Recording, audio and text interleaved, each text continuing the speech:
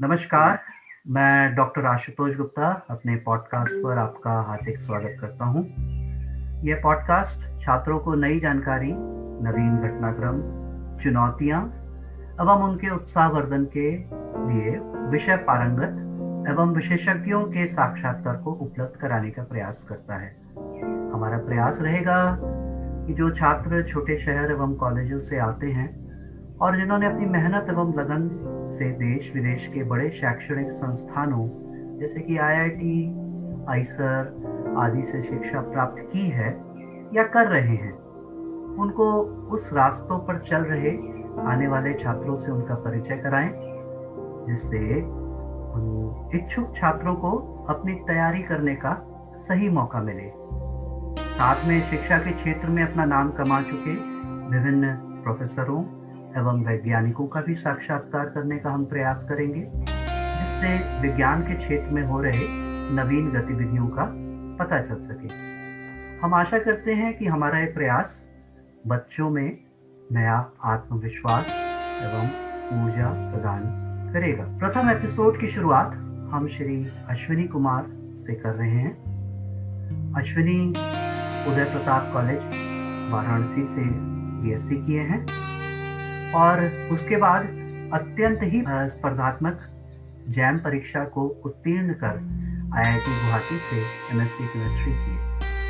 Gate एवं CSR net परीक्षा को उत्तीर्ण करके वह इस समय आईआईटी कानपुर से पीएचडी कर रहे हैं। स्वागत है श्री अश्विनी कुमार आपका इस पॉडकास्ट में, जो कि हमारा प्रथम एपिसोड है। नमस्ते सर। अश्विनी, सबसे पहले तो हम शुरुआत इस बात से करेंगे, जानना चाहेंगे आप किस शहर से आते हैं। क्या आप पूरी तरह शहर के हैं कि ग्रामीण परिवेश से हैं? सबसे पहले आप अपने बचपन के बारे में कुछ बताएं। जी, तो मैं यहीं वाराणसी का ही जन्मा हुआ हूँ और मेरा पूरा परिवार भी यहीं बनारस का ही रहने वाला है। जी। मेरी स्कूलिंग यहीं घर के पास में ही एक स्कूल है, यहाँ के सभासद थे तो उनका स्कूल ये रहा है, अमरदेव आदर्श शिक्षा निकेतन। तो बहुत ही सामान्य सा ही था वो, लेकिन एक बेसिक शिक्षा जो हमें मिलनी चाहिए थी वहाँ से मिली। फिर वहाँ से मैं हरिश्चंद्र इंटर कॉलेज में 9वीं में दाखिला लिया और वहाँ तक 12वीं तक वहाँ मैंने शिक्षा अध्ययन किया। जी। फिर उसके बाद मैं ग्रेजुएशन करने यूपी कॉलेज और आईआईटी गुवाहाटी, फिलहाल आईआईटी कानपुर में हूँ, पीएचडी कर रहा हूँ वहाँ से। जी जी। तो आपने अपने हाई स्कूल, इंटर और फिर यूपी कॉलेज में आप पहुंचे, उसके बारे में कुछ परिचय दिया। कैसे छात्र थे आप हाई स्कूल में, इंटर में? कैसे आपके नंबर आए? आपका किन किन चीज़ों में इंटरेस्ट रहता था, उसके बारे में कुछ बताएं। जैसा सभी बालकों में होता है, मेरा भी पढ़ाई में कुछ ज़्यादा इंटरेस्ट नहीं रहा। कभी जी।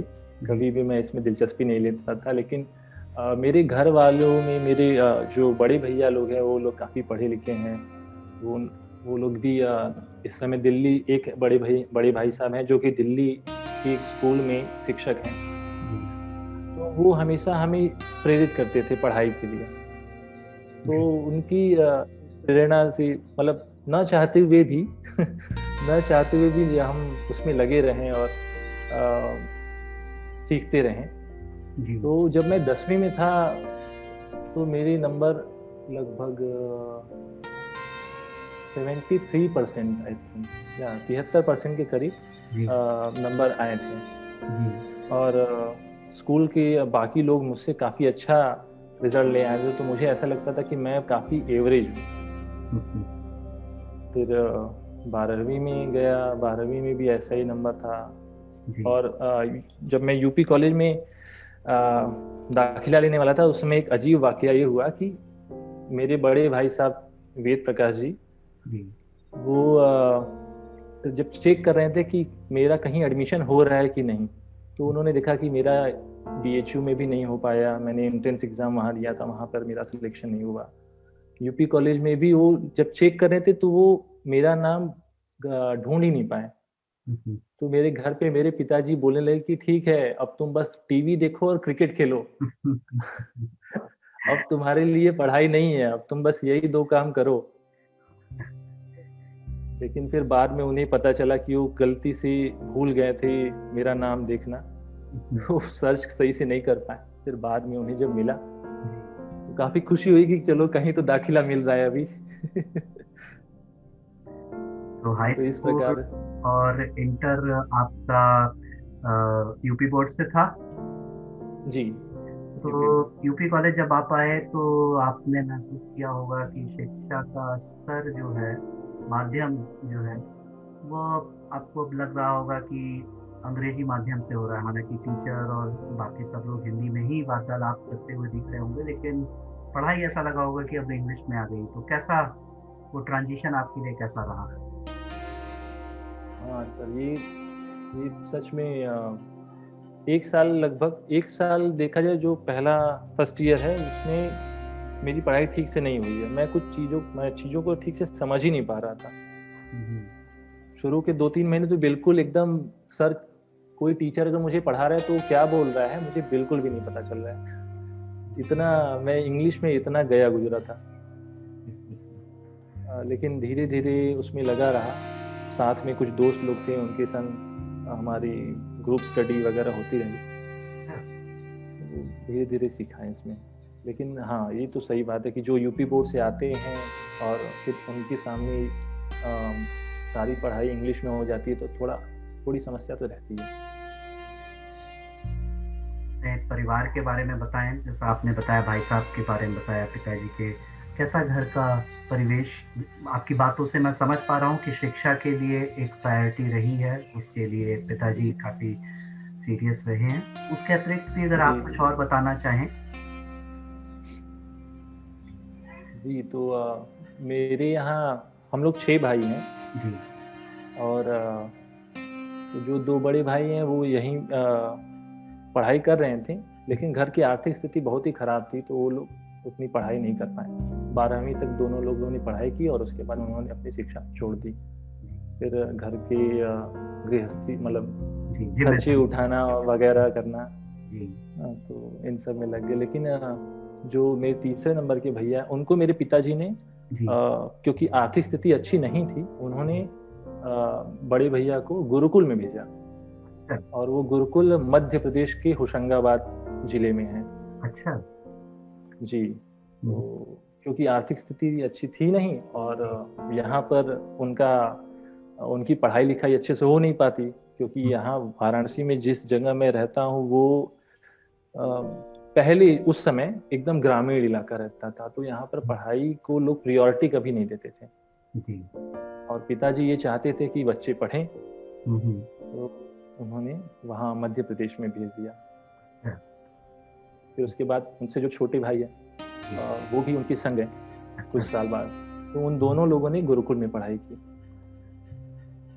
फिर गुरुकुल से पढ़ाई जब कर रहे थे, तो वो वहीं से हमसे लगातार फ़ोन पे बात करते रहे। जब ये फ़ोन वाला सिस्टम चालू हुआ, जी। पहले तो नहीं था, पहले तो पत्राचार होता था। जी।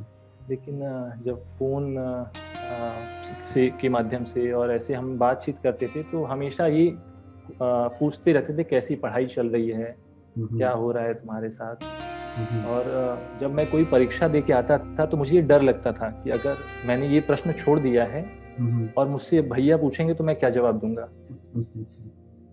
जी, तो मैं पहले से ही कोई बहाना बना के रखा रहता था कि मेरा सिर दर्द करने लगा था, या मेरे पास टाइम नहीं मिला, मैं कर रहा था छूट गया। मैं हम्म, पहले से ही कोई बहाना ये तैयार रखता था, कि क्योंकि मुझे उनसे इतना डर लगता था इस मामले में। वो कभी गुस्सा नहीं करते थे, डांटते नहीं थे, लेकिन मेरे अंदर ये डर था कि वो पूछेंगे तो मैं क्या जवाब दूंगा उनको।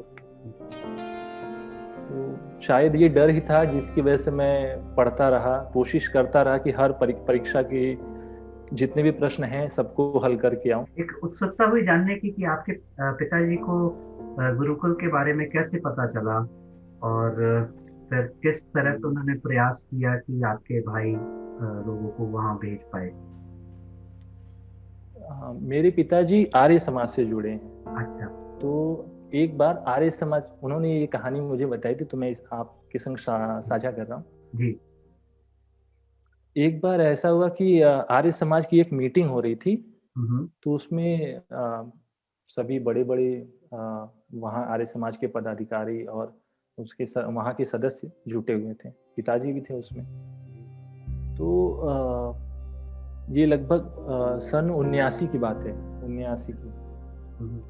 और उस दौरान लोग कहने लगे कि मेरे पिताजी स्वतंत्रता सेनानी थे, मेरे पिताजी इस बैंक में काम करते थे, यहाँ बड़ी-बड़ी ओहदे पे रहे हैं। मेरे साथ के जो थे वो अंग्रेजों के संग थे। तो पिताजी को ऐसी मन में ऐसा आया कि मेरे साथ का तो कोई है ही नहीं, मैं किसको रेफरेंस के तौर पे इस्तेमाल करूं। हम लोग वही गांव के रहने वाले, कोई कुछ किया नहीं, सब लोग वही खेती करना। तो और उसके बाद वो एक आर्य समाज के सम्मेलन में गए थे, जहाँ पे गुरुकुल के एक आचार्य आए थे। वो कौन सा गुरुकुल था मुझे अभी याद नहीं है। देश भर में कई सारे गुरुकुल चलते हैं, लेकिन उन गुरुकुल के आचार्य के संग 2 बालक आए थे छोटे-छोटे, और उन बालकों ने मंत्रोच्चार और वेद पाठ ये सब बहुत अच्छे से किया, भजन वगैरह सुनाया। तो उन्हें लगा कि ये बच्चे तो बहुत मेधावी है, और ये फिर उन्होंने आचार्य से बातचीत की कि कैसे-कैसे मैं अपने बच्चे का दाखिला करा सकता हूँ। तो उन्होंने बताया कि तुम मेरे पास नहीं भेजो, वहाँ पर एक गुरुकुल है होशंगाबाद में, तो आप अपने बच्चों को वहाँ ले जाइए, वहाँ शिक्षा दीक्षा कराइए। और तो इस तरीके से मेरे पिताजी को गुरुकुल के बारे में पता चला, और उन्होंने भैया को वहाँ पहुँचाया। बहुत अच्छा, बहुत अच्छा। जी। और जैसा कि आपने बताया कि आपने उदय प्रताप कॉलेज का फॉर्म भरा जरूर था, बीएचयू का भी भरा था, और आपने अपने बड़े भाई साहब का किस्सा भी बताया कि कैसे वो भूल गए थे। लेकिन मैं ये जानना चाहूंगा कि उदय प्रताप कॉलेज के बारे में कैसे आपको पता चला? शायद आप यही कहेंगे क्योंकि आप वाराणसी में थे, तो यही क्या एक कारण था? जी नहीं, और भी था? हाँ, तो उसकी वजह भी ये थी कि मेरे बड़े भाई साहब वहाँ से ग्रेजुएशन कर चुके थे, जिन्होंने मेरा नाम ढूंढने में मिस्टेक किया था, अच्छा, वही वेद प्रकाश जी। अच्छा, अच्छा, जी। अच्छा, तो वो भी वहीं से बीएससी हैं। अच्छा, वो बायोलॉजी डिपार्टमेंट में थे। अच्छा, अच्छा। कुछ उनके जी। बारे में बताइए। और कब जी, कब तो वो यहाँ थे, कैसे थे, कहाँ हैं वो आजकल? हाँ, तो वेद भैया वहीं से ग्रेजुएशन किए हुए हैं, तो उन्होंने मुझे रिकमेंड किया कि किस साल यूपी के थे कॉलेज में, वो? क्योंकि वो रहे होंगे 2011 में निकले होंगे। अच्छा, अच्छा। जी, 2011 में। जी, जी। जिस समय मैं 10वीं में था, उस समय उनका फाइनल ईयर था ग्रेजुएशन। अच्छा, अच्छा। तो वहाँ उससे पहले भी उन मतलब वो उतनी अच्छे नहीं थे पढ़ने में, जैसा मेरा हाल था बिल्कुल उनका भी वैसा ही हाल था। लेकिन यूपी कॉलेज में जाने के बाद अचानक से उनकी अच्छे मार्क्स आने लगे, और कोचिंग वगैरह में पढ़ाते थे वो, तो बहुत ही ज़्यादा उनको रेप्यूटेशन मिलता था, लोग अलग-अलग कोचिंगों से उन्हें बुला रहे थे। मुझे लगा कि वहाँ पर वास्तव में पढ़ाई अच्छी होती होगी तभी ऐसा हो रहा है। और उन्होंने ही मुझे कहा कि ठीक है, बीएचयू भरो, यूपी कॉलेज भरो, यूपी कॉलेज में तुम्हारा हो जाएगा। तो मैंने यूपी कॉलेज में भरा था। और वेद भैया जहाँ तक उनकी आगे की पढ़ाई की बात है, तो फिर वो वहाँ से बीएचयू गए, यूपी कॉलेज से बीएचयू गए। तो फिर मुझे लगा कि अगर यूपी कॉलेज से पढ़ने के बाद कोई बीएचयू तक का सफ़र तय कर रहा है, तो वास्तव में वहाँ पढ़ाई अच्छी होती होगी। बीएचयू में वो अप्लाइड माइक्रोबायोलॉजी में थे, फिर वहाँ से उन्होंने लाइफ साइंस से पीएचडी की जेएनयू से। फिर जेएनयू में पीएचडी कंप्लीट करने के बाद इस साल वो अभी यूएस गए हैं, कॉर्नेल यूनिवर्सिटी में पोस्ट डॉक के लिए। यूनिवर्सिटी में श्रोताओं को बताना चाहूँगा, ये ईस्ट साइड ऑफ अमेरिका में है, मोर टुवर्ड्स नॉर्थ है। और जो फेमस लेक्स हैं वो उसी के आसपास ही पड़ती हैं, जैसे 5 लेक्स जो हैं विस्कॉन्सिन, मैं बाकी के नाम भूल रहा हूँ, ईरी और ये सब, तो कॉर्नर उसी तरफ का है, कनाडा के से सीमा सटती है। जी जी और जी जी, नायग्रा बहुत ही, फॉल व ये सब। जी बिल्कुल, नियाग्रा फॉल्स के पास का है। वो बहुत ही ठंडे शहरों, ठंडे एरियाओं में उसको गिना जाता है। बहुत अच्छी बात है, बहुत खुशी की बात है जान के कि जैसे आप प्रयास कर रहे हैं, आपके भाई साहब भी इसी कॉलेज से पढ़े और इतना अच्छा किए हैं। कभी हम चाहेंगे कि वो समय निकालें, हम लोग से बात करें और बच्चों का इसी तरह उत्साहवर्धन करें। आगे बात को बढ़ाते हैं और ये बताइए आपका समय उदय प्रताप कॉलेज में कैसा रहा? जैसा कि मैंने बताया, पहला साल तो चीज़ों को समझने में ही लग गया। हम्म, और मैं जब 12वीं कर रहा था तो मेरा हमेशा से ये मेरी ये सोच थी कि मैं गणित विषय से आगे बढ़ूंगा। हम्म, गणित विषय को अपना मेन स्ट्रीम चुनूंगा और ग्रेजुएशन भी मैं मैथ से ही करूंगा। लेकिन जब मैं फर्स्ट ईयर में पहुंचा तो मेरा इंटरेस्ट चेंज हो गया, और ये मेरे संग लगातार होते आया कि मैं अपना इंटरेस्ट बदलता गया हूँ। जैसा मुझे आगे बढ़ने पर कुछ अच्छा लगने लगा, मैं उससे जुड़ते चला गया हूँ। तो कई बार लोग मुझसे कहते थे कि अपना एक लक्ष्य साध के चलो, लक्ष्य की ओर अग्रसित हो। मुझे ऐसा लगता है कि मैं हमेशा अपना लक्ष्य बदलता गया हूँ। तो गणित वर्ग को पसंद करता था 12वीं तक। फिर उसके बाद मैं यहाँ ग्रेजुएशन में आया तो फिर मुझे रसायन विज्ञान में दिलचस्पी हुई। पहले साल से ही रसायन विज्ञान मुझे थोड़ा अच्छा लगने लगा था। फिर सेकेंड ईयर में जब आया तो फिर मुझे ये महसूस हुआ कि मैं बहुत सारी ऐसी बेसिक चीज़ें हैं जो मैं नहीं जानता हूँ। मैंने अपने शिक्षकों से ये कहा कि मैं अगर कोई ऐसा प्रश्न आपसे पूछूं केमिस्ट्री में कि जो आपको लगे कि इसे 10वीं या 12वीं में ही इसे पढ़ लेना चाहिए, ये मुझसे बहुत बेसिक सवाल पूछ रहा है, तो प्लीज आप गुस्सा मत करिएगा। मैंने ऐसे 3-4 लोगों से ऐसे कह रखा था कि अगर मैं ऐसा कोई प्रश्न करता हूँ जो आपको लगे कि ये बहुत ही रबिश क्वेश्चन पूछ रहा है, तो प्लीज मुझे डांटिएगा मत, क्योंकि वो मेरी इच्छा को रोक देगा। मैं जो इसके और जानने की इच्छा है मैं उसको ये रोक देगा। तो ऐसा मत करिएगा। तो उन लोगों ने भी बिल्कुल वैसा ही किया जैसा मैं चाहता था। मुझे लगातार इनकरेज करते रहे, मुझे विषय से जोड़ते रहे, लगातार मैं उनसे इन चीज़ों में इंटरेक्ट करता रहा। और फिर मैंने ये डिसाइड किया कि अब केमिस्ट्री में मैं काफ़ी ठीक ठाक हो गया हूँ, मुझे केमिस्ट्री से ही जाना चाहिए। लेकिन जब मैंने एंट्रेंस एग्ज़ाम दिया था बीएससी के बाद, तो मैं उसमें सफल नहीं हो पाया किसी भी एंट्रेंस एग्ज़ाम में। ना तो मैंने आईआईटी जैम दिया था, उसमें सफल हो पाया, बीएचयू दिया था, डीयू दिया था। तो फिर ये लगा कि कहीं तो कमी है। थियरी तो पढ़ी, लेकिन उन थियरी को मैं कहीं अच्छे से अप्लाई करने में असफल रहा हूँ। तो अब ये हुआ कि मुझे खूब ढेर सारे प्रश्न चाहिए, मुझे क्वेश्चन चाहिए। मैं जितना ज़्यादा सॉल्व करूँगा उतना अच्छा है। तो उसके लिए मैं दिल्ली गया। दिल्ली की एक कोचिंग है, तो वहाँ दिल्ली में कोचिंग ली मैंने। कोचिंग में बस यही मेरा काम था कि लगातार जितने भी प्रश्न मुझे मिले उन्हें हल करूं। और मेरा फोकस भी ये था, क्योंकि मुझे ये लगता था कि मैंने थियरी काफ़ी हद तक पढ़ ली है। मैंने कई सारी किताबें पढ़ ली, मैंने आई एल फिनार पढ़ा, मैंने पीटर साइक्स पढ़ लिया, मैंने एडी ली पढ़ रखी है। तो चीज़ें मैं जानता हूँ, लेकिन मैं उन्हें ठीक से अप्लाई नहीं कर पा रहा हूँ।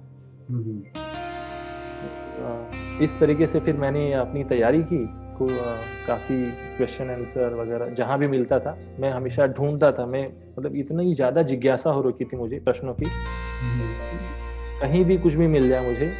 इनफैक्ट एक प्रदीप पब्लिकेशन की किताब आती है, वो सिर्फ क्वेश्चन बैंक ही होता है। मुझे नाम नहीं याद आ रहा है वो किस ऑथर का है। तो मैं उसको बैठ के लगाया करता था। अच्छा जी।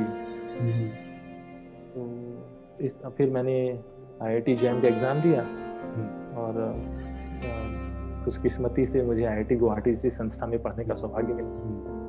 दिल्ली में किन किन चीज़ों से आपको मदद मिल पाई? कि आपने कोई कोचिंग ज्वाइन की या फिर कोचिंग के मटेरियल्स को प्राप्त कर उनको लगन के साथ पढ़े। कितना समय आपने दिल्ली में बिताया और क्या आपके प्रयास रहे वहाँ पर? हाँ, मैं ये बताना चाहूँगा कि कोचिंग दिल्ली में कोचिंगें जो हैं जुलाई में ही शुरू हो जाती हैं, हम्म। लेकिन मैंने वहाँ दाखिला अक्टूबर में लिया था। अच्छा। और मेरा उद्देश्य ही बस यही था कि मैं जितना ज़्यादा हो सके मैं प्रश्न पाऊँ। हम्म। मैं वहाँ की जो टीचर्स थे मैं उनसे इंटरैक्ट करता था। मैं ये नहीं कहूँगा कि उनका कुछ योगदान नहीं था, उनका भी काफ़ी योगदान था। हम्म। लेकिन मेरा मुख्य उद्देश्य यही था कि मुझे खूब का जितनी ज़्यादा हो सके उतने क्वेश्चन मिले, मैं उन क्वेश्चंस को अटेम्प्ट करूँ। ताकि जब मैं एग्ज़ाम के लिए बैठूँ तो मैं प्रिपेयर्ड रहूँ कि अगर ऐसे कुछ क्वेश्चन आया है तो उसके लिए मुझे ऐसे लॉजिक लगानी है। जी, तो मैं ज़्यादातर इन क्वेश्चन जो उनके क्वेश्चन बुकलेट थे, उस पे ही डिपेंडेंट था।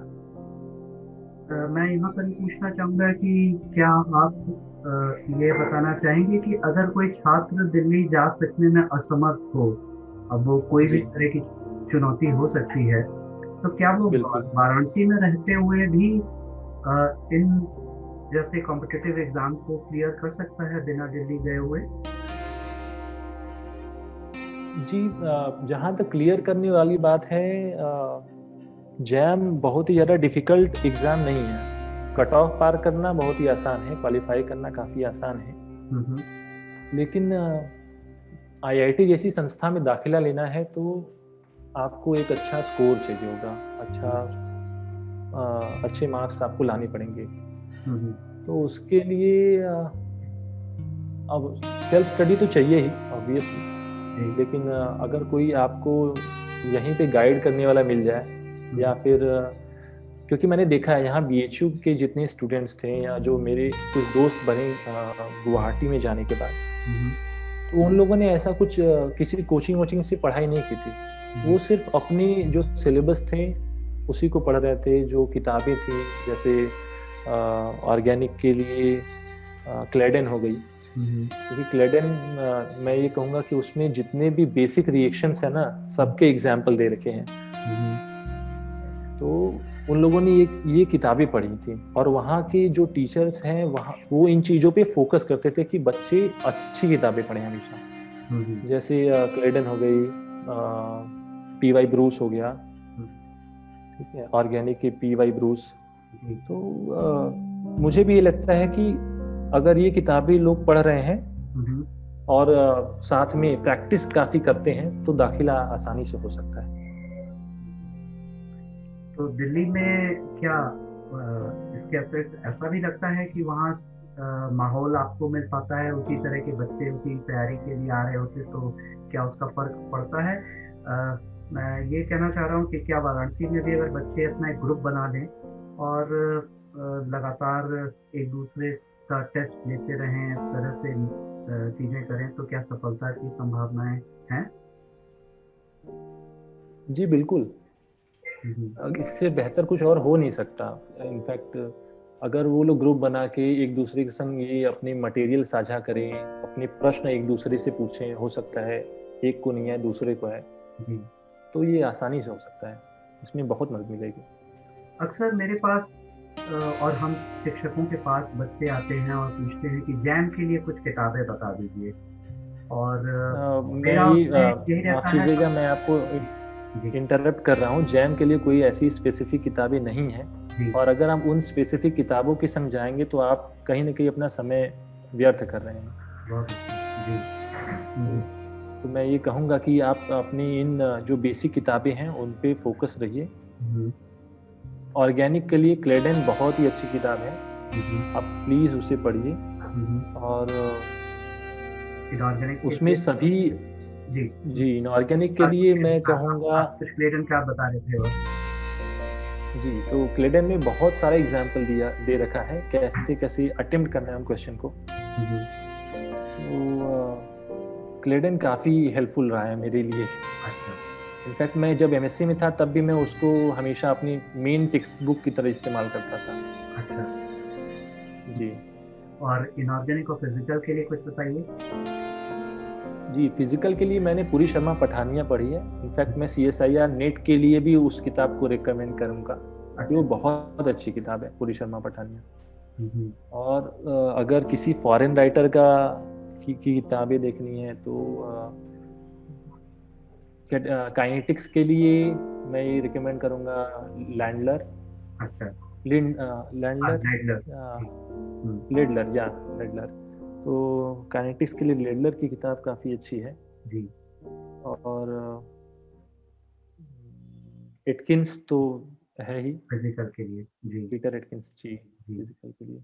मैं यहाँ पर जोड़ना चाहूँगा कुछ अपने अनुभव भी, जी कि मेरी शिक्षा भी आईआईटी बम्बई से रही है, और मैंने पाया है कि जो टीचर्स क्वेश्चन सेटर्स होते हैं तो वो इनऑर्गेनिक के संदर्भ में जेडी ली, कॉटन विल्किंसन और हुई पर भी बहुत ज़्यादा ध्यान केंद्रित करते हैं। इसलिए मैं बच्चों को, क्योंकि आप भी बहुत चीज़ें बच्चों को बता रहे हैं, और उसी कारण मैं भी साथ में चीज़ों को जोड़ता हुआ उनको स्ट्रांगली इंकरेज करूंगा। जैसा कि आपने कहा कि बीएचयू में टीचर्स कहते हैं कि फॉरेन ऑथर्स की बुक पढ़िए, जैसे कि क्लेडन ब्रूस का आपने नाम बताया, जेडीबी का बताया। तो इस तरह की किताबों को देखिए और बेसिक्स क्लियर करें तो सफलता मिलेगी। और जैसा कि आप एक सफल अभ्यर्थी हैं, आप बता रहे हैं कि खुद मेहनत तो खुद से ही करनी है, सेल्फ स्टडी करनी है। जितने आप उस तरह के क्वेश्चंस को अटेम्प्ट कर सकें, आपके सफल होने की संभावना उतनी ही बढ़ेगी। ये कोई ज़रूरी नहीं कि दिल्ली आप पहुँचे। अगर आप ग्रुप बना सकें तो और अंदर से एक सफलता की ज़बरदस्त प्रबल इच्छा है, तो वो चीज़ें तो होनी ही हैं। आगे बढ़ते हैं। आपका समय उदय प्रताप कॉलेज में कैसा रहा, इसका तो आपने बताया ही। पढ़ाई के अतिरिक्त किन चीज़ों में आपने कॉलेज में योगदान किया, या कुछ आप अपनी कुछ यादें जो साझा करना चाहें?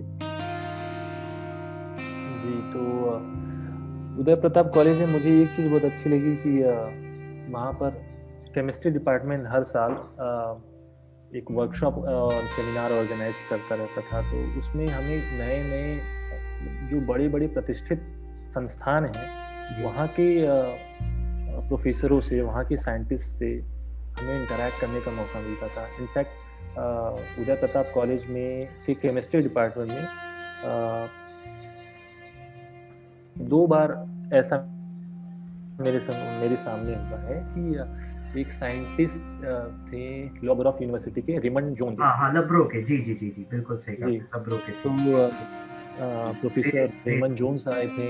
जी। और उसके बाद हाइडेलबर्ग यूनिवर्सिटी से पीटर खम्बा। कोम्बा आए थे। तो मैं इन 2 लोगों से इंटरेक्ट किया था।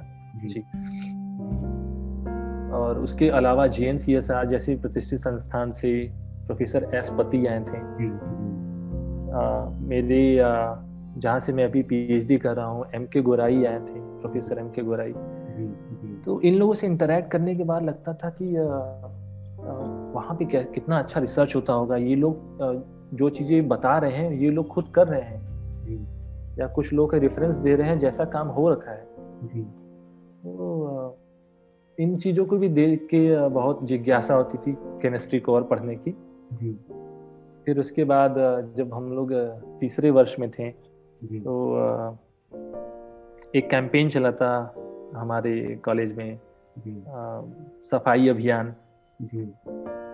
तो उस सफाई अभियान में भी मैं जुड़ा था, मेरे संग मेरे और भी दोस्त थे। जी। तो हम सब इसमें काफ़ी एक्टिव थे। जी। तो ये चीज़ें हमने यूपी कॉलेज में की 3 साल के दौरान।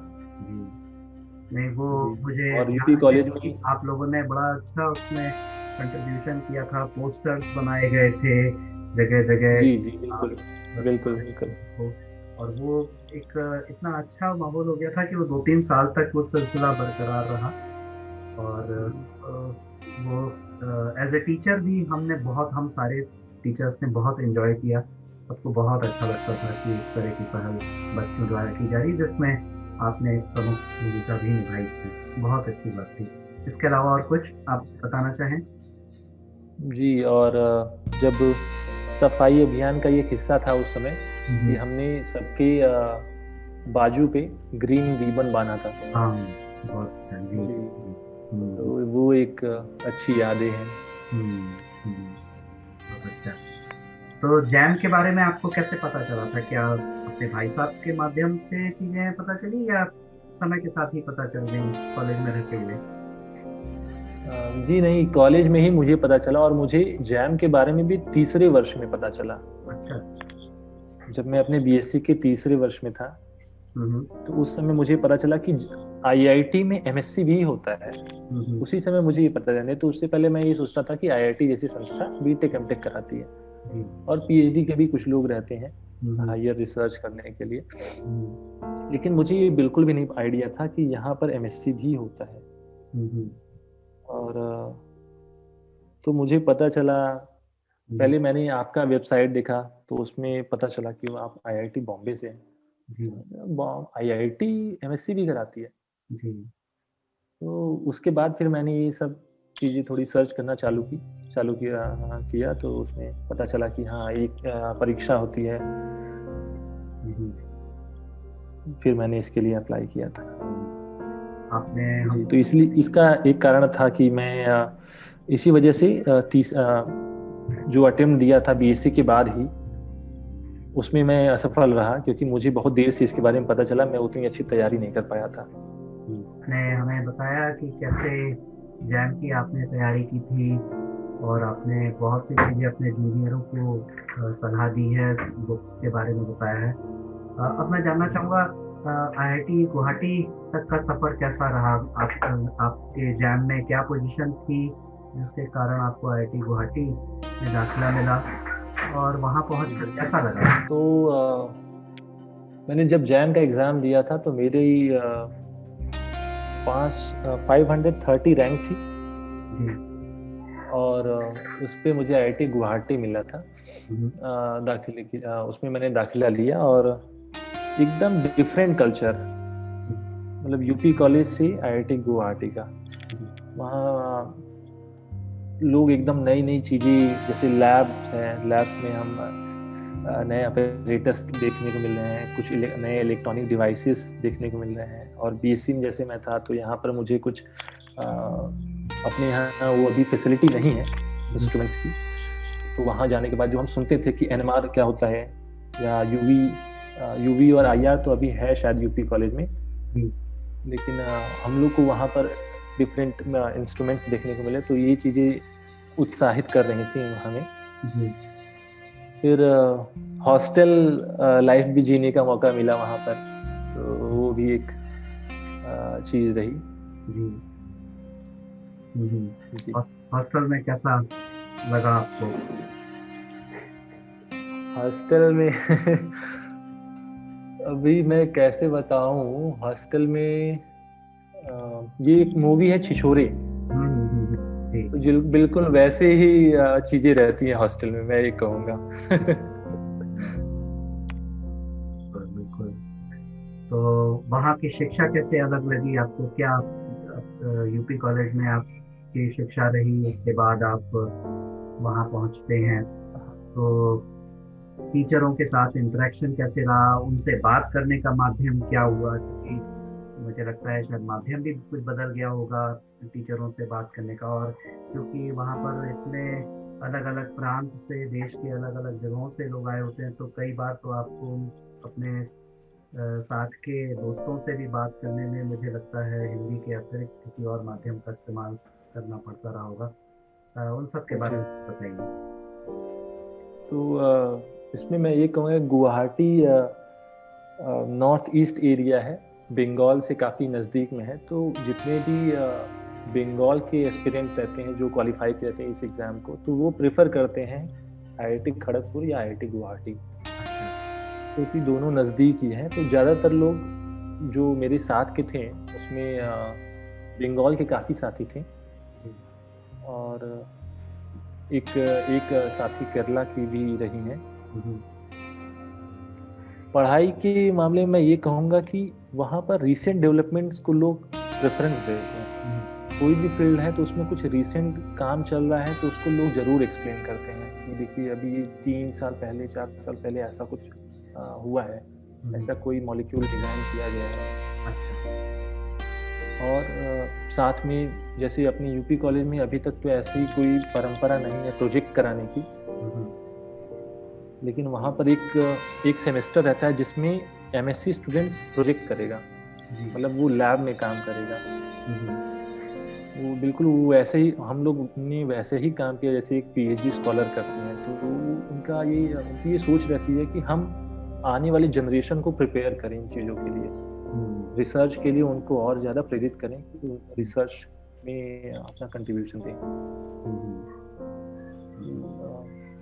वहाँ पे इन चीज़ों के लिए फंड वगैरह प्रोवाइड किए जाते हैं, फैसिलिटीज़ इन चीज़ों की मिलती है, जो कि अभी मुझे नहीं लगता यूपी कॉलेज में ऐसा कुछ अभी होता होगा। लेकिन अगर ये प्रोजेक्ट जैसी चीज़ें या लैब वर्क, जैसे एमएससी का एक सेमेस्टर स्टूडेंट को किसी के अंडर भेज दिया जाए, वो उसके संग लैब में एक पीएचडी कैसे काम करता है या रिसर्च कैसे की जाती है, अगर ये चीज़ें शुरू हो जाए एमएससी में यूपी कॉलेज में तो बहुत बेहतर होगा। मैं ये कहूँगा कि कुछ विभाग कर रहे हैं, जैसा कि मैंने सुना है फिजिक्स विभाग ने शायद ही कंपलसरी किया है। केमिस्ट्री विभाग में कुछ टीचर्स हैं, कुछ शिक्षक हैं जो करा रहे हैं पिछले 3-4 साल से, और उसके कुछ प्रयास भी आए हैं, जैसे कि कुछ बच्चे आईआईटी इंदौर में या आईआईटी बीएचयू में उन्होंने एडमिशन पाया है। कुछ शिक्षकों ने उसमें इंटरेस्ट लिया है और उसके परिणाम भी आ रहे हैं। हालांकि इसमें मैं एक चीज़ जरूर जोड़ना चाहूँगा कि कई बार इंफ्रास्ट्रक्चर की प्रॉब्लम्स रहती है कॉलेज के लेवल पर, कॉलेज के माहौल के भी थोड़ा अलग होता है। और जब इंफ्रास्ट्रक्चर की बात आप कहेंगे तो उसमें केमिकल के कॉस्ट, वो सब चीज़ें जुड़ जाती हैं। तो इसलिए वह शिक्षक ही कुछ कंट्रीब्यूट कर सकते हैं जहां इन चीज़ों की आवश्यकता बहुत ही कम हो या ना हो, तो वो लोग हैं। और मेनली इसमें एक चीज़ ये तो है कि इंफ्रास्ट्रक्चर का एक काफ़ी बड़ा रोल हो जाता है। और हाँ, शिक्षक की भी अपनी एक इंटरेस्ट, अपनी एक सोच भी बहुत महत्ता रखती है इन सब चीज़ों के प्रति।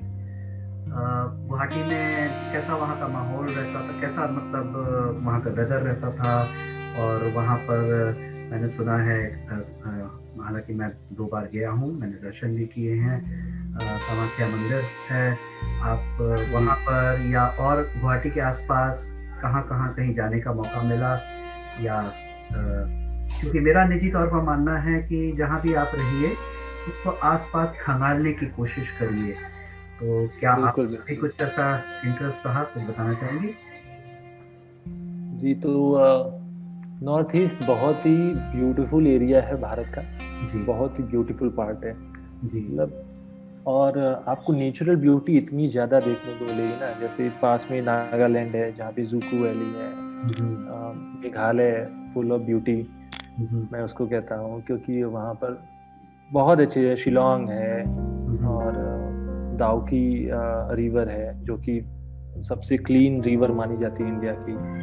इतनी क्लीन कि अगर आप 20-25 फीट नीचे भी देखते हैं तो उसके नीचे जो तली में जमीन पे पत्थर है पानी के अंदर, वो भी एकदम क्लियर समझ में आता है आपको, तो आप समझ सकते हैं कितना क्लियर वहाँ वो पानी होता होगा। तो बहुत ही ब्यूटीफुल प्लेस है नॉर्थ ईस्ट।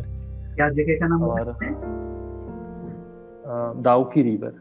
अच्छा अच्छा जी जी, मतलब ये कोहिमा में?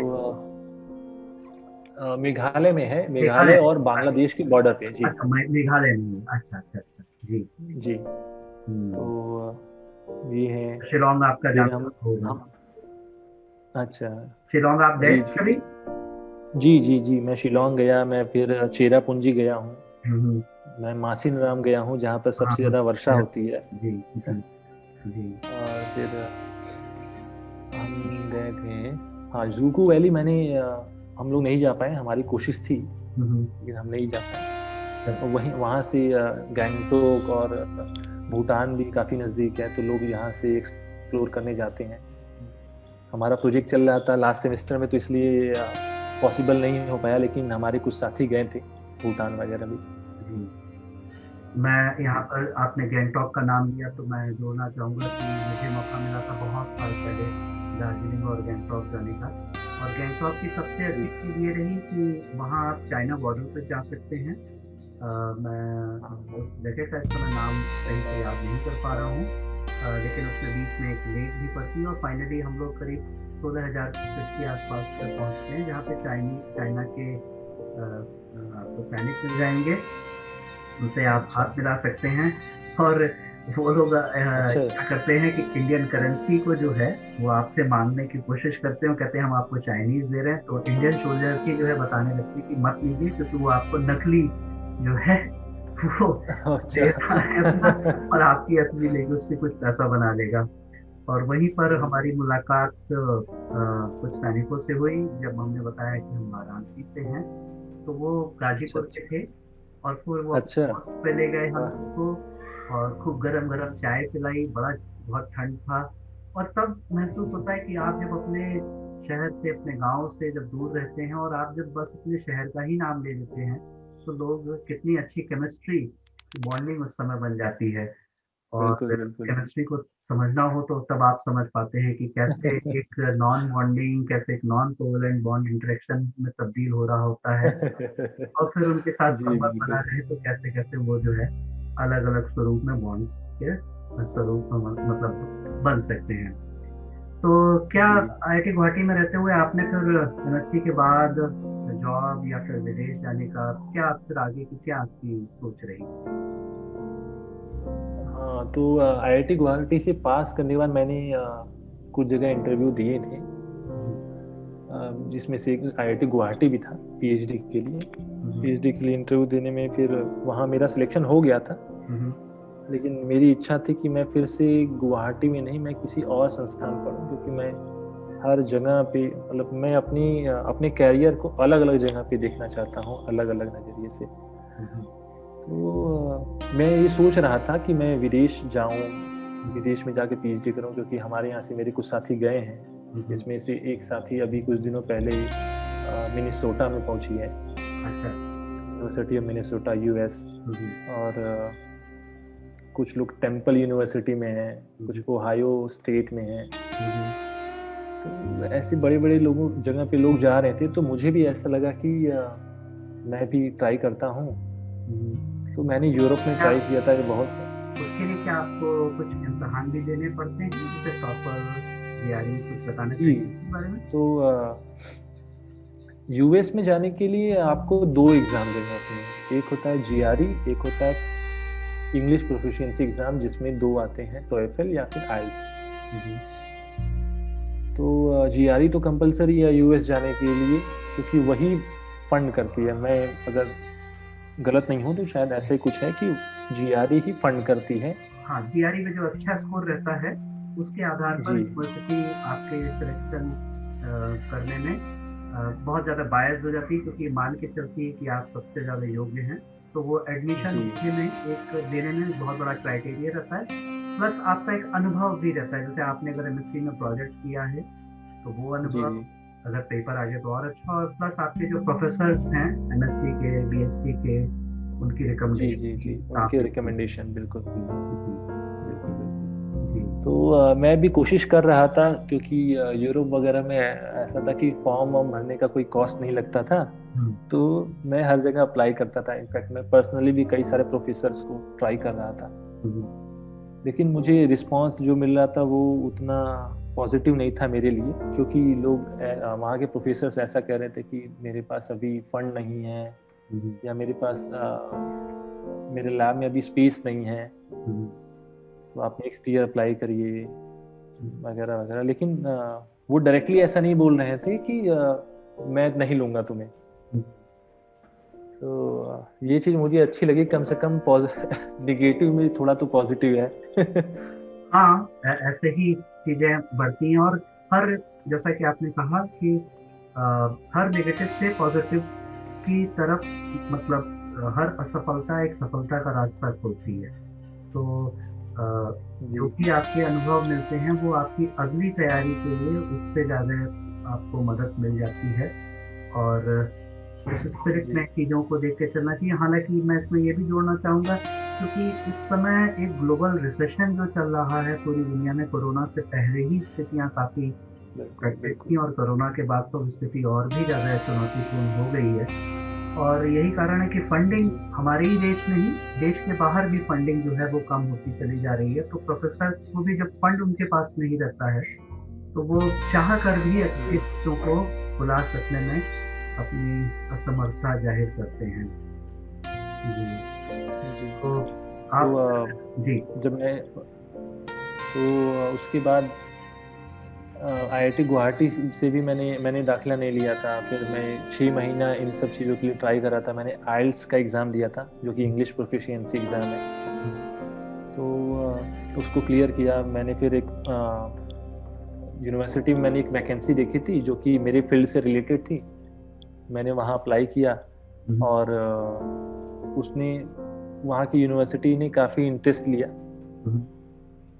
प्रोफेसर ने मुझसे वहाँ के प्रोफेसर ने मुझसे बातचीत की और पूछने लगे कि आप अपना सीवी भेज दीजिए और हम देखेंगे कि आपके पास वो योग्यता है कि नहीं कि हम आपको ये वैकेंसी प्रोवाइड करें।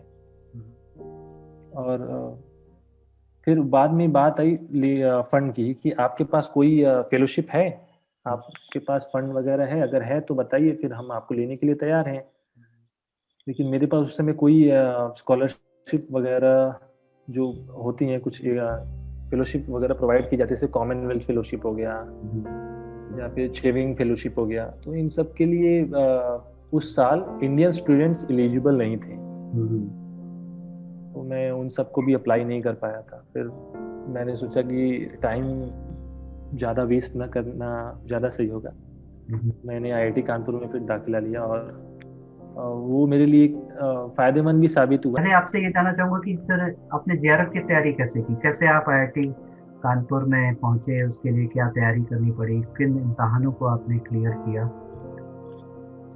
जी, तो जेआरएफ के लिए मैं यही बताऊंगा कि मैंने सिर्फ अपनी मतलब आईआईटी गुवाहाटी के प्रोफेसर्स द्वारा पढ़ाया गया नोट्स पढ़ा था। मैंने अलग से कुछ भी नहीं पढ़ा और क्वेश्चंस को प्रिपेयर किया था। फिर से वही बात कि थियोरी हम लोग काफ़ी जानते हैं, लेकिन उन थियोरी को अप्लाई कैसे करें, बस उसमें हम गड़बड़ कर जाते हैं। तो मैंने खूब देर मतलब ये CSIR से पेपर्स डाउनलोड किए और उनको प्रैक्टिस किया। फिर मैंने एनालाइज किया कि मैं कुछ टॉपिक्स हैं जिसको मैं प्रिपेयर करके नहीं जा रहा हूँ, एक दो बार मैंने अटेम्प्ट दिया था तो उसमें असफल रहा। तो उन क्वेश्चंस को एनालाइज किया कि हाँ ये टॉपिक ज़्यादा इम्पोर्टेंट है, तो उनको एनालाइज करके कि इससे इतने क्वेश्चन आएंगे, इससे क्वेश्चन नहीं आते हैं तो मुझे इस पर कम ध्यान देना है। ये सब करके मैंने अटेम्प्ट किया और हो गया। जी। तो आप यही सलाह दे रहे हैं उन बच्चों को जो एमएससी के प्रीवियस या फाइनल में हैं कि जो जी नियमित तौर पे पढ़ाई जाती चीज़ें उसके एप्लीकेशन पर ज़्यादा ध्यान दें, अच्छी किताबें देखें बिल्कुल। और अपना और ग्रुप। थोड़ा एनालिसिस करें कि उन पेपर्स में कैसे क्वेश्चन आ रहे हैं। और क्योंकि इससे पहले मैं जब जा रहा था 2 बार जब मैंने अटेम्प्ट दिया था तो उसमें क्या था कि मैं सिर्फ 2 टॉपिक जैसे इनऑर्गेनिक और फिजिकल तैयार करके जाता था, ऑर्गेनिक छोड़ दिया, या इनऑर्गेनिक ऑर्गेनिक पढ़ के जा रहा हूँ, फिजिकल छोड़ दिया, ऐसा कुछ करता था। लेकिन इस बार मैंने किया कि थोड़ा थोड़ा सब पढ़ के जाओ और 2 चीज़ें एकदम जैसे इनऑर्गेनिक और फिजिकल, इन दोनों को मेन फोकस दो। और ऑर्गेनिक में जो बेसिक बेसिक चीज़ें हैं जिससे नंबर उठा सकता हूँ मैं, उन चीज़ों को पढ़ लो। कह रहा हूँ कि हाँ, अपना एनालिसिस भी होना चाहिए कि किस टाइप के क्वेश्चन, किस चैप्टर से क्वेश्चन ज़्यादा आ रहे हैं। जैसे CSIR नेट का जब एग्ज़ाम देते हो तो उसमें काइनेटिक्स हो गया, क्वांटम केमिस्ट्री हो गई, और ये स्पेक्ट्रोस्कोपी में NMR हो गया, इनसे काफ़ी क्वेश्चन आते हैं। तो उनको मैंने क्या किया कि 6-7 साल का पेपर लिया और एक एक करके मैंने सिर्फ उन क्वेश्चंस को देखा कि इस चैप्टर से कितने क्वेश्चन आए। मैंने सब चैप्टर लिख दिया, उससे 4 क्वेश्चन आए, इस साल 3 क्वेश्चन आए, इस साल 5 क्वेश्चन आए। अच्छा। सब एनालिसिस कर लिया, तो उसके हिसाब से मैंने ये डिसाइड किया कि मुझे किन चैप्टर्स को ज़्यादा फोकस करना है। फिर उसके बाद मैंने ऑर्गेनिक में कुछ रिएक्शंस मैंने सिलेक्ट किया। वहाँ IIT गुवाहाटी में जाने के बाद मैं ऑर्गेनिक में उतना ज़्यादा इंटरेस्ट नहीं ले रहा था, तो उसमें मैंने डिसाइड किया कि मुझे क्या क्या पता है और उसके अलावा कौन सी रिएक्शंस आ रहे हैं, जैसे जूलिया ओलिफिनेशन और उसके बाद पैटरसन रिएक्शंस जो होते हैं, ये कुछ रिएक्शंस मैंने डिसाइड किया। तो इन रिएक्शंस को डिसाइड करने के बाद कि हाँ इनसे ये आ रहा है, इसको कैसे सॉल्व करना है, इसकी स्ट्रैटेजी क्या है, इनके मैकेनिज्म्स देखें। आपको क्या लगता है कि क्यों ऐसा है कि बीएचयू के बच्चे उसी साल जैम जेआरएफ निकाल ले रहे हैं, जबकि हमारे हमारे क्षेत्र के कॉलेजों में हमारे बच्चों में वो थोड़ा समय लगता है, वो भी निकालते हैं लेकिन 1 साल का समय किसी-किसी को इससे भी और ज़्यादा समय लग जाता है। क्या आप प्रमुख वजह समझते हैं इस चीज़ की? मुझे ये लगता है कि हम जो पढ़ा रहे हैं कई बार मतलब वो काफ़ी पुरानी हो चुकी है चीज़ें। हुँ, अब हुँ। उसमें कुछ रीसेंट एडवांसेस जो हो रहे हैं उनको भी एक्सप्लेन करना चाहिए। जैसे ये जो रिएक्शंस हैं हुँ, हुँ। हार्टविग एमिनेशन, ये बहुत ज़्यादा पुरानी रिएक्शन नहीं है, लगभग 15 मतलब मैं कहूँगा 20-25 साल पुरानी रिएक्शन है, हुँ, और उसको बहुत ज़्यादा लोग प्रायोरिटी दे रहे हैं। तो ऐसा होना चाहिए कि सिलेबस बहुत पुरानी चीज़ें ही हम मतलब जो हम पहले से पढ़ाए आ रहे हैं बस वही चीज़ें न रहें, हुँ, जो नए एडवांसेस हो रहे हैं उन चीज़ों को भी इंक्लूड करते चलें। आईआईटी गुवाहाटी मुझे यही चीज़ अच्छी लगी कि जो एकदम रीसेंट चीज़ें चल रही हैं हमारा फील्ड में, उन चीज़ों को भी वो लोग बताते रहते हैं। जी। इसमें बच्चे भी वो वैसे लोग कुछ अपनी तरफ से प्रयास कर सकते हैं कि मान लीजिए कुछ चीज़ें अगर नहीं भी कवर की गई हैं सिलेबस में ना होने के कारण, पर बच्चे जी, खुद भी कर सकते हैं, क्योंकि मैं अगर अपना अनुभव बाँटना चाहूँ, तो ये सच जी, है कि हम लोग आईआईटी बम्बई में थे, लेकिन खुद अपने नोट्स बनाना और सारा सिलेबस देखना और क्या-क्या चीज़ हमको नहीं पढ़ाई गई है, उस हिसाब से खुद जी, किताबों से सामग्री को प्राप्त करना और फिर करना, तो मुझे लगता है दोनों ही चीज़ें महत्वपूर्ण हैं। जैसे कि एकदम नई चीज़ें जहाँ पर बताई जा रही हैं जिन संस्थाओं में, बहुत अच्छा है। जिनमें अगर नहीं हो पा जी, रहा है तो मैं आपके साथ-साथ बच्चों को भी यही चीज़ पास ऑन करना चाहूँगा कि अपनी तरफ से प्रयास में करें, अपनी तरफ से उन चीज़ों को जानने की कोशिश करें, तो वो जी। भी अच्छा रहेगा। और कुछ अगर आप और जेआरएफ की तैयारी के लिए बताना चाहें? जी, तो इसमें मैं एक चीज़ ये जोड़ना चाहूँगा कि जब किताबें कोई ले तो कोशिश करे कि वो एक बिल्कुल नया एडिशन हो। अच्छा। कि कई बार जब नया एडिशन रहता है उसमें कुछ चीज़ें लोग जोड़ देते हैं। थोड़ी बहुत चीज़ जो नए नए रिएक्शंस हैं या नए टॉपिक्स हैं, उनको बीच में जोड़ देते हैं। तो मैंने ये पाया है कि पुराने एडिशन और नए एडिशन में अच्छा। थोड़ा ये डिफ़रेंस रहता है। तो मैं ये रिकमेंड करूँगा अपने हुँ, दोस्तों को भी वो कोशिश करें कि नए एडिशन की किताबें पढ़ें। अच्छा, बहुत अच्छी जी। बात आपने बताई। आईआईटी कानपुर का माहौल कैसा है? कैसे वो गुवाहाटी आईआईटी कानपुर से अलग आपको लगता है? मैं ये कहूँगा कि आईआईटी गुवाहाटी बिल्कुल नदी के किनारे, बिल्कुल शांत जगह पे हुँ, हुँ, है, हुँ, हुँ। और आईआईटी कानपुर बिल्कुल सिटी इंडस्ट्रियल एरिया। हाँ, पर मैं एक्चुअली आपसे एक चीज़ ज़रूर जानना चाहूँगा, क्योंकि मैं भी आईआईटी कानपुर में करीब 6 महीने 6-7 महीने बिता चुका हूँ। और मुझे, जी। ये आपने सही कहा, इंडस्ट्रियल एरिया है, लेकिन देखा जाए तो शहर से इतना दूर है कि वो भी अपने आप में एक टापू सा ही लगता है। गंगा नदी पास में है, वहाँ से भी जी, जी। कोई बहुत दूर नहीं है गंगा नदी वहाँ से भी। और दूसरी बात ये कि आईआईटी कानपुर में समय बिताया मुझे ज़्यादा दिन नहीं हुए हैं, तो हाँ, मैं बहुत ज़्यादा हाँ, उसमें विश्लेषण नहीं कर सही पाऊँगा। बात, क्योंकि ये लॉकडाउन चालू हो गया क्योंकि है मैं अब। हाँ, जी। जी, मैंने यहाँ दिसंबर में ही जॉइन किया था, हुँ, और मुश्किल से 3 महीने हुँ, 3 महीने मैं रहा हूँगा, हुँ। और उसके बाद से मैं अपना पूरा समय घर पे ही हाँ, बिताता हूँ। मैं ज़रूर, हम लोग इस बारे में आगे जब भी आपका अगला साक्षात्कार करेंगे, तो इस जी, बारे में आपसे और जानना चाहूँगा। मैं मुझे कुछ पता चला कि कुछ एक प्रधानमंत्री से संबंधित कोई स्कॉलरशिप होती है, कोई पुरस्कार होता जी, है, जी, उसमें आपका जी, भी नाम आया, कुछ उस बारे में बताना चाहेंगे? जी। तो मैं ये बताऊँगा कि अभी 2 महीने पहले मुझे एक स्कॉलरशिप मिली है, हुँ, हुँ। जिसका नाम है प्रधानमंत्री अनुसंधान छात्रवृत्ति, या प्राइम मिनिस्टर्स रिसर्च फेलोशिप। अच्छा, तो उसके तहत हर स्टूडेंट्स को 70,000 इनिशियली 70,000 पर मंथ प्रोवाइड किया जाता है। बहुत अच्छा। और ये स्कीम इसलिए गवर्नमेंट ने लाई कि जो यहाँ के टैलेंट है, जो बाहर जाने को हमेशा सोचते रहते हैं, हुँ, उनको रोका जा सके। हुँ, तो उन्हें अगर हम ज़्यादा पैसे प्रोवाइड करेंगे तो वो रुक सकते हैं, उनकी ये स्कीम है। तो उसके तहत मैंने अप्लाई किया था और सौभाग्य से मुझे ये मिल भी गया। बहुत अच्छी बात है। ये आपकी ही निजी उपलब्धि नहीं है, आपके कॉलेज की, आपकी संस्थानों की जिनसे साथ आप जुड़े रहे हैं, उन सब जगहों के लिए भी, वहाँ के शिक्षकों के लिए, वहाँ की फैकल्टी के लिए एक गौरव का विषय है। कुछ अपनी हॉबी के बारे में आप बताना चाहेंगे? क्या तो आपकी हॉबी हॉबी मेरी है? तो मैं क्रिकेट खेलने में बहुत अच्छा लगता है मुझे क्रिकेट खेलना। अच्छा। गाना गाना मुझे बहुत अच्छा लगता है, वाह। मैं सिंगिंग वगैरह करता हूँ। अच्छा। बहुत अच्छा। फिर कविताएं कविताएं पढ़ना मुझे अच्छा लगता है। मुझे लिखना तो नहीं आता है, हम्म, लेकिन मुझे जैसे रामधारी सिंह दिनकर जी की रश्मि रथी है, वो अच्छा। मेरी फेवरेट कविता है। हम्म, मैं उसे मतलब वो महाकाव्य है अपने आप में। तो बहुत ही अच्छा लगता है मुझे रश्मि रथी पढ़ना। खासतौर पे वो तीसरा सर्ग जो कि आपको इंटरनेट पे बहुत छाया हुआ मिलेगा, कृष्ण और दुर्योधन का संवाद। अच्छा। हम्म, जी बहुत अच्छा। बहुत अच्छा। तो ये सही बात है कि आप अभी पीएचडी के प्रथम सीढ़ी पर ही खड़े हैं। अभी तो सफ़र लंबा जी है और जी जी। काफ़ी आगे चुनौतियाँ और संभावनाएँ हैं।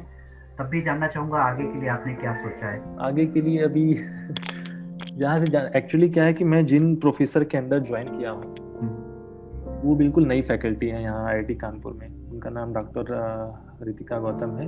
जी। और तो अभी यहाँ से जाने के बाद अभी हमें लैब सेटअप करना है, क्योंकि हम वो भी नहीं कर पाए थे। हुँ, हुँ, 2 महीने लगभग हुए थे उसके बाद से मैं यहाँ 2-3 महीने के बाद से घर पे ही हूँ। हुँ, हुँ, तो हुँ, वहाँ जाने के बाद सबसे पहला काम तो अभी यही होगा, लैब सेटअप करना है, कौन कौन से ऑपरेटर्स, कौन से केमिकल्स वगैरह हमें चाहिए, हुँ, उन सब चीज़ों की व्यवस्था करनी है।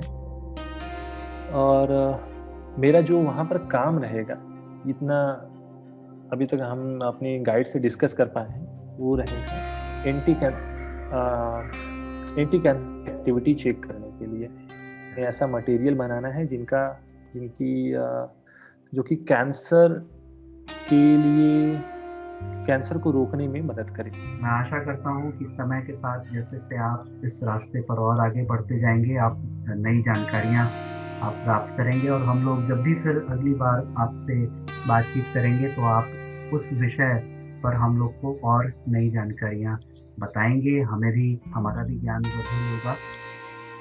चलते-चलते फिर से एक वही सवाल कि जूनियरों को अपने आप क्या सलाह देना चाहेंगे? जूनियरों को मैं सलाह ये दूंगा कि हमेशा अपनी तैयारी पूरी रखिए। अगर आप असफल हो रहे हैं इसका मतलब ये नहीं कि आगे रास्ते बंद हो गए। जी, आप अपने काम में लगे रहिए। जी। अगर आप मेहनत करेंगे तो कहीं ना कहीं सफल होगा जरूर। हुँ, और अगर आप मुझसे मेरे पिताजी ये कहते रहते हैं कि हुँ, मेहनत किसी भी चीज़ में करो ना, वो कभी व्यर्थ नहीं जाती। बिल्कुल। किसी भी चीज़ में अगर तुम खेलने में ही अगर मेहनत करो, ध्यान से उसको खेलो, तो तुम उसी क्षेत्र में पारंगत हो जाओगे। बिल्कुल। तो मैं यही सुझाव दूंगा अपने दोस्तों को कि जिस भी क्षेत्र में रहें, अपनी पूरी मेहनत से लगे रहें, 100% दे उस चीज़ में। बिल्कुल। अश्विनी, आपने हम सबके लिए समय निकाला, आप हमारे छात्र हैं। बहुत खुशी हुई और जी सबसे अच्छी चीज़ वो ये कि मुझे लगता है हमारे इस साक्षात्कार, इस वार्तालाप से जूनियर्स को काफ़ी नई जानकारी पता चल रही होगी क्योंकि मेरा निजी तौर पे मानना है कि हमारे जो बच्चे हैं, उनमें टैलेंट की कमी नहीं है। उनके पास अगर कुछ बिल्कुल कमी है तो एक्सपोज़र की कमी है। और वो बिल्कुल। एक्सपोज़र तभी पूरा किया जा सकता है जब हम उन लोगों से उनका परिचय कराएँ जो कि अ, विदेश से हैं, देश में हैं। जैसा कि आपने खुद कहा भी कि जब आप यूपी कॉलेज में थे तो उस दौरान कुछ ऐसे प्रोग्राम्स ऑर्गेनाइज़ किए गए डिपार्टमेंट ऑफ केमिस्ट्री के द्वारा जिसमें आपको विदेशी प्रोफ़ेसर से मिलने का मौका मिला, देश के भटनागर अवॉर्डी प्रोफ़ेसर से मिलने का मौका मिला। जी जी जी। तो मेरा भी ये मानना है कि अगर हम अपने उन बच्चों को जो कि आज एक नए आयामों, नई ऊँचाइयों को जो छू रहे हैं, उनसे फिर से वार्तालाप करें उनसे, अपने जूनियर छात्रों का परिचय कराएं, तो उनको नई ऊर्जा मिलेगी। और उस संदर्भ में ये प्रयास है, और आगे भी ये प्रयास चलता रहेगा। हम जल्द ही और छात्रों के साथ या अन्य प्रोफेसर या वैज्ञानिक इनको लेकर आपके पास आना चाहेंगे, प्रयास करेंगे, और हम आशा करते हैं कि छात्र जो हैं वो उससे लाभान्वित होंगे। अश्विनी, आपने हमें समय दिया, उसके लिए बहुत बहुत जी धन्यवाद। जी, आपका भी बहुत धन्यवाद।